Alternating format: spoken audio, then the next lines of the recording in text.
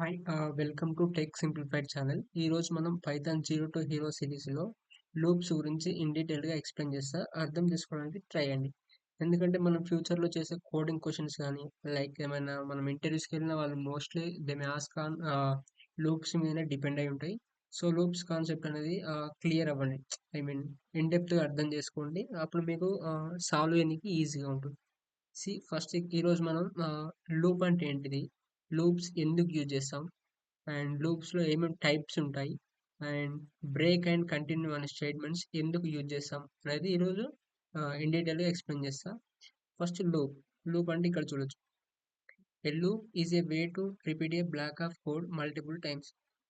ఇప్పుడు ఒక లైన్ ఉంది, లేకపోతే ఒక సంథింగ్, ఒక కోడ్ని మీరు మల్టిపుల్ టైమ్స్ రాస్తే ఏమవుతుంది, ఎక్కువ లైన్స్ కోడ్ తీసుకుంటుంది అండ్ టైం కూడా చాలా ఎక్కువ తీసుకుంటుంది.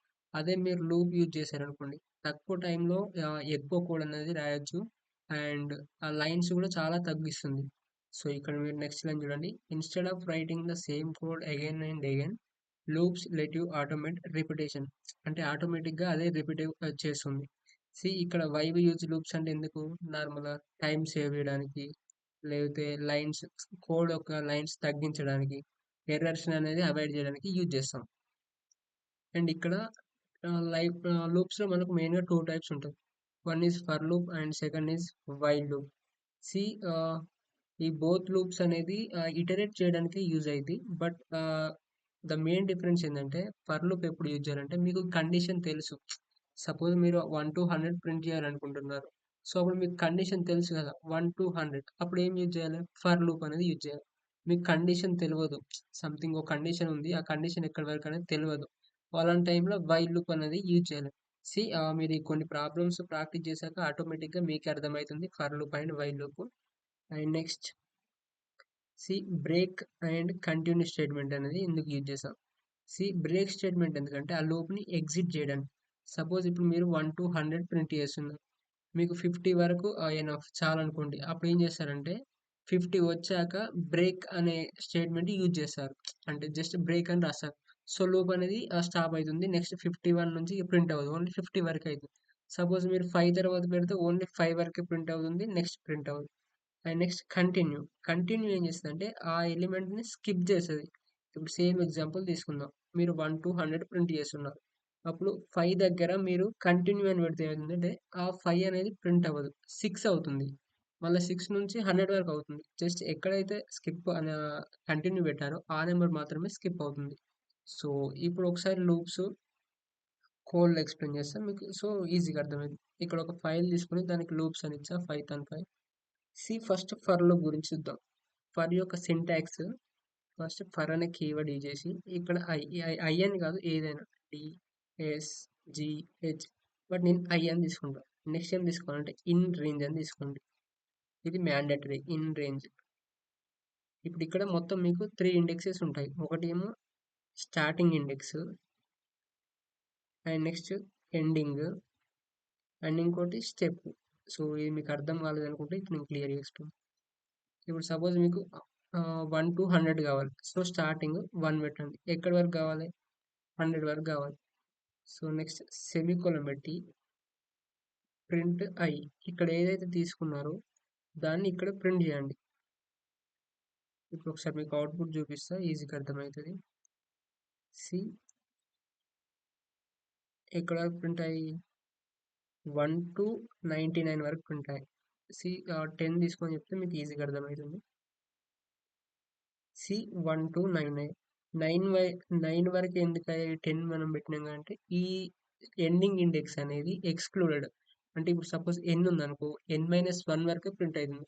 సో ఇక్కడ ఎన్ ఏంటిది మనకు, ఎన్ అనేది 10.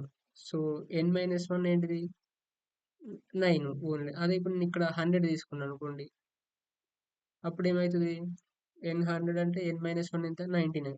సో 99 వరకు ప్రింట్ అవుతాయి. అందుకే ఇన్సేపులో మనకు ఓన్లీ 99 వరకు ప్రింట్ అయింది. సో ఒకటి గుర్తుపెట్టుకోండి, ఈ స్టార్టింగ్ ఇండెక్స్ అనేది ఇక్కడ నుంచి వస్తుంది. ఇప్పుడు 1 నుంచి పెట్టారు కాబట్టి 1 నుంచి వస్తుంది. ఇప్పుడు నేను ఇక్కడ 0 పెడితే అవుట్పుట్ చూపిస్తే మీకు క్లియర్గా అర్థమవుతుంది. 0 నుంచి వచ్చింది. మీ ఇష్టం, ఇక్కడ ఏ వాల్యూ అయినా తీసుకోవచ్చు. 6 తీసుకోండి. సో అప్పుడు ఏమవుతుంది, లూప్ అనేది 6 నుంచి స్టార్ట్ అవుతుంది. 1 minute. 6 నుంచి స్టార్ట్ అయింది. ఇదేమో స్టార్టింగ్ ఇక్కడ నుంచి ప్రింట్ అవ్వాలి. ఎక్కడి వరకు? 100 వరకు. సో, ఇది ఎండింగ్ ఇండెక్స్. నెక్స్ట్ వాల్యూ ఏముంటుందంటే స్టెప్ అని ఉంటుంది. ఇప్పుడు మీకు ఈజీగా ఇక్కడ డిఫాల్ట్‌గా 1 ఉంటుంది. ఇప్పుడు నేను 1 చేసి ఒకసారి ప్రింట్ చేసుకున్నా. అవుట్‌పుట్ చూడండి. 0 నుంచి స్టార్ట్ అయింది. ఎక్కడి వరకు? 10 వరకు. అంటే 9 వరకు ప్రింట్ అయింది. నెక్స్ట్ ఈ 1 ఏందంటే స్టెప్ వాల్యూ అన్నట్టు. ఇప్పుడు 0 నుంచి 1 ఎంత వాల్యూ డిఫరెన్స్? 1 కదా! 1 నుంచి 2 డిఫరెన్స్ 1. 2, 3, 1 లేదు ఇప్పుడు నేను సపోజ్ ఇక్కడ 1 దగ్గర 2 చేసి ఒకసారి అవుట్‌పుట్ చూద్దాం. ఇప్పుడు ఒకసారి అవుట్‌పుట్ చూడండి. ఏమొస్తుంది? ఫస్ట్ 0నే అవుతుంది. నెక్స్ట్ ఏమవుతుంది?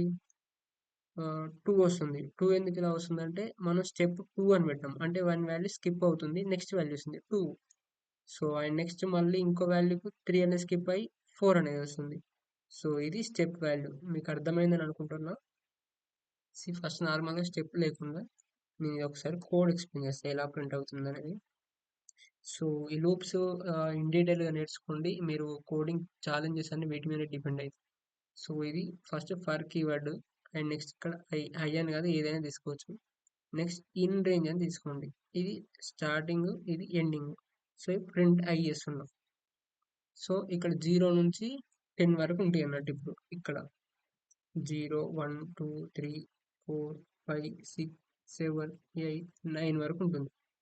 సో, మీకు ఇక్కడ రాస్తే అర్థమవుతుంది. ఇది కామెంట్ అన్నట్టు. స్టార్ యాష్ ఉంటే కామెంట్. సో, ఇది ప్రింట్ అవ్వదు కామెంట్. సో, ఇప్పుడు 0 ఇందులో ఉందా? ఉన్నది. ఈ లూప్‌లో ఉన్నది కాబట్టి కండిషన్ 2. ఇక్కడికి వచ్చి 0 ప్రింట్ అవుతుంది. 0 అయ్యాక మళ్ళీ లూప్స్ ఈ i అనేది 1 అవుతుంది. y అనేది కూడా కండిషన్ ట్రూవే. సో, ఇక్కడ 2 ప్రింట్ అవుతుంది. సారీ 1 అవుతుంది. అండ్ నెక్స్ట్ 2 అలా కండిషన్ ఎక్కడి వరకు? 9 వరకు చెక్ చేస్తది. చెక్ చేశాక ఇక్కడ కండిషన్ ట్రూవే కదా! సో, ఇక్కడికొచ్చి 9 ప్రింట్ అయితది. నెక్స్ట్ ఏమన్నా ప్రింట్ అవ్వాలంటే ఇక్కడ ఏం లేదు. జస్ట్ 10 వరకే. ఇప్పుడు 11 చేస్తే 10 వరకు. సో, అలా ఈ ఫర్ లూప్ అనేది యూజ్ అయితుంది. సో, మీకు కండిషన్ తెలిసినప్పుడు ఫర్ లూప్ అండ్ నెక్స్ట్ మనకు వైల్ లూప్ ఉంటుంది. వైల్‌కి సింటాక్స్ జస్ట్ ఈజీగా ఉంటుంది. వైల్ అని రాసి ఇక్కడ మీరు ఏదైనా కండిషన్ రాయాలి. సెమికోలన్. సెమికోలన్ అనేది ఫర్‌లో అయినా ఇందులో అయినా ఇంపార్టెంటే. సో, ఇప్పుడు మీకు ఒక ఎగ్జాంపుల్ చెప్తా. i = 1 తీసుకోండి ఒక వేరియబుల్‌లో. సో, కండిషన్ నాకు తెలవదు. సో, జస్ట్ వైల్ ట్రూ అని పెడుతున్నా. మీ దగ్గర ఒక నెంబర్ ఉంది. సపోజ్ ఒక 65 అని ఉన్నది. సారీ. ఇప్పుడు ఈ 65 అనేది ఏ నెంబర్ దగ్గర అయితే మల్టిపుల్ అయితుందో అంటే 1 ఈజీగా డివైడ్ అయితుంది కాబట్టి 2 అని తీసుకుంటున్నా. సో, ఈక్వల్ టు 0 అంటే ఆ 65 అనేది ఇచ్చిన i తోటి మల్టిపుల్ అయితే జస్ట్ ఆ iని ప్రింట్ చేసి బ్రేక్ అనేది యూజ్ చేస్తున్నా. సో, బ్రేక్ అంటే ఏంది? లూప్ అనేది స్టాప్ అయింది కదా! సో, ఇక్కడ ఇంక్రీజ్ చేసింది. ఈ కోడ్ మీకు అర్థం కాకపోవచ్చు. ఒకవేళ మీరు ఇనిషియల్‌గా ఇప్పుడే కోడింగ్ అనేది స్టార్ట్ చేస్తే ఇక్కడ ఏమైతుంది? 5 అనేది ఎక్కడైతుందో మనకు తెలవదుగా కండిషన్ అది ఈ 65కి ఎక్కడైనా ఉండొచ్చు. డివి డివైజర్. సో, 2 అనేది కాదు. 3 అనేది కూడా కాదు. 4 కాదు. 5. సో, 5 ఇక్కడ అయింది. సో, నాకు ఇక్కడ కండిషన్ తెలవదు. ఎక్కడైనా అవ్వచ్చు. సో, అలాంటి టైంలో వైల్ అనేది తీసుకోవాలి. ఇక్కడ వేరే కండిషన్ అయినా తీసుకోవచ్చు. ట్రూ ఎందుకు తీసుకున్నా అంటే కండిషన్ తెలవదు కాబట్టి ట్రూ తీసుకున్నా. ట్రూ అని తీసుకుంటే మీరు కంపల్సరీగా బ్రేక్ అనేది తీసుకోవాలి. సారీ. సో, ఇది వైల్ కండిషన్. కావాలంటే ఇప్పుడు మీరు ఇంతసేపు ఆహ్, లైక్ ఫర్ లూప్ యూజ్ చేసి 1-10 ప్రింట్ చేశారు కదా! ఇక్కడ కూడా 1 అని తీసుకొని కండిషన్ రాయండి. అయితే ఏం చేస్తారు? ప్రింట్ i ఇలా తీసుకోకండి. నార్మల్‌గా i = 1 అని తీసుకోండి. తీసుకున్నాక ఇక్కడ i అనేది ఇన్సర్ట్ చేయండి. సో, ప్రతిసారి ప్రింట్ చేశాక iని ఇంక్రిమెంట్ చేయాలి ఇందులో. లైక్ ఇది ఇంక్రిమెంట్. సో, ఇప్పుడు ఒకసారి మీకు అవుట్‌పుట్ చూపిస్తే ఇలా వస్తది చూడండి. ఇక్కడ 10 కూడా వచ్చింది. ఎందుకంటే ఇక్కడ i 1 వస్తుంది. ఈ 1 ప్రింట్ అయితుంది. ఈ 1 ప్రింట్ అయ్యాక నెక్స్ట్ iని ఏం చేస్తున్నాం? ఇంక్రీజ్ చేస్తున్నాం. అంటే 2 అవుతుంది. ఈ 2 ఇక్కడికొస్తుంది. కండిషన్ 2 కదా! 10 కంటే 2 తక్కువ కాబట్టి మళ్ళీ ఇక్కడ 2 ప్రింట్ అవుతుంది. అలా ఐని మళ్ళీ ఇంక్రీజ్ చేశాను అంటే 3 అలా 10 వరకు వస్తుంది. 10 ఇక్కడ కండిషన్ 2 కదా, ఈక్వల్ కూడా ఉంది కదా. సో అప్పుడు ఈ 10 దగ్గర లూప్ అనేది స్టాప్ అవుతుంది. సో ఇది వైల్ లూప్. నెక్స్ట్ బ్రేక్ ఎందుకు యూజ్ చేసాం అంటే, సపోజ్ ఇప్పుడు మీరు 1 to 10 ప్రింట్ చేస్తున్నారు, మీకు తెలుసు ఎలా ప్రింట్ చేయాలో. ఫర్ ఐ ఇన్ రేంజ్ ఏం చేస్తారు, జస్ట్ 1 10 అని పెడతారు. సారీ, ఇక్కడ ప్రింట్ ఐ అని చేస్తున్నాం. సో ఇప్పుడు మీకు ప్రింట్ చేస్తే ఏమొస్తుంది, 1 to 9 అనేది ప్రింట్ అవుతుంది. బట్ నాకు ఎప్పుడైతే ఐ అంటే ఇప్పుడు అయ్యే కదా, ఇవన్నీ ఐ వాల్యూస్ అన్నట్టే, మనం ఐ వాల్యూస్ ఉంటాయి. ఇఫ్ ఒకవేళ ఐ అనేది 5 అయితే నేనేం చేస్తున్నా అంటే బ్రేక్ చేస్తున్నా. అంటే ఇప్పుడు ఏమవుతుంది, ఒకసారి మీకు అవుట్పుట్ చూపిస్తే అర్థమవుతుంది ఈజీగా. సో ఇక్కడ చూడండి. సో నార్మల్గా ఫస్ట్ 1 నుంచి స్టార్ట్ అవుతుంది లూప్. 1 2 3 4 వరకు ప్రింట్ అయింది. ప్రింట్ అయ్యాక మళ్ళీ ఈ లూప్ అనేది స్టార్ట్ అయింది. ఈ 5 ఈక్వల్ టు 5 5 కదా ఇప్పుడు. ఇక్కడ 5 double equal to 5 condition true కాబట్టి బ్రేక్. అంటే ఈ లూప్ అనేది స్టాప్ అవుతుంది ఇక్కడనే. ఇక నెక్స్ట్ అనేది ప్రింట్ అవ్వదు. సో ఇలా బ్రేక్ అనేది యూజ్ చేస్తాం, అంటే లూప్ను ఆపేయడానికి, స్టాప్ చేయడానికి. ఈ బ్రేక్ ప్లేస్లో ఇప్పుడు కంటిన్యూ చేస్తే ఏమవుతుందో ఒకసారి మీరు అవుట్పుట్ చూడండి. సో కంటిన్యూ చేస్తే ఏమవుతుందంటే ఆ నెంబర్ అనేది మాత్రమే స్కిప్ అవుతుంది. ఇప్పుడు నేను ఈ 5 ఈక్వల్ టు 5 పెట్టా అంటే ఏమవుతుంది, ఇక్కడ 5 వాల్యూ ఉంది, అవుట్పుట్లో లేదు. 4 తర్వాత డైరెక్ట్ 6 ఉంది. So I equal to continue చేసి ఏమవుతుందంటే, కండిషన్ అయితే ఎక్కడ తీసుకుంటామో ఆ కరెంట్ వాల్యూ అనేది స్కిప్ చేసి నెక్స్ట్ వాల్యూ నుంచి మళ్ళీ ఆటోమేటిక్గా లూప్ అనేది రన్ అవుతుంది. సపోజ్ మీకు ఆపరేటర్ తెలుసు కదా, 6 పెట్టా. ఇప్పుడు మీకు ఒకసారి అవుట్పుట్ చూడండి.